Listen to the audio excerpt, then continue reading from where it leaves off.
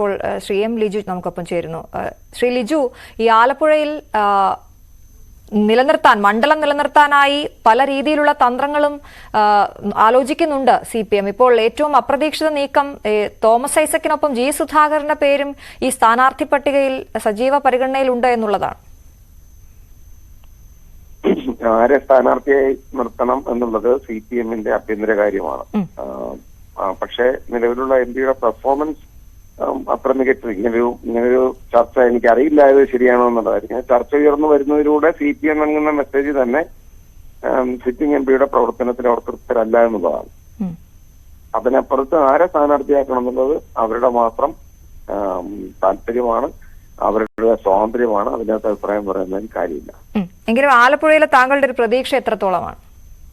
ആലപ്പുഴയിൽ ഇത്തവണ കഴിഞ്ഞ തവണ വളരെ നേരിയ ഭൂരിപക്ഷത്തിനാണ് കോൺഗ്രസിന് ആ സീറ്റ് നഷ്ടപ്പെട്ടത്. ഇത്തവണ തീർച്ചയായിട്ടും ആ സീറ്റ് ജയിക്കുമെന്നുള്ളതാണ് ഞങ്ങളുടെ പ്രതീക്ഷ.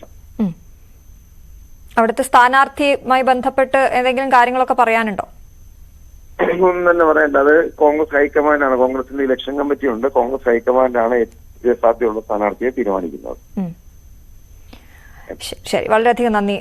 എം ലിജു ആണ് സംസാരിച്ചത്. എന്തായാലും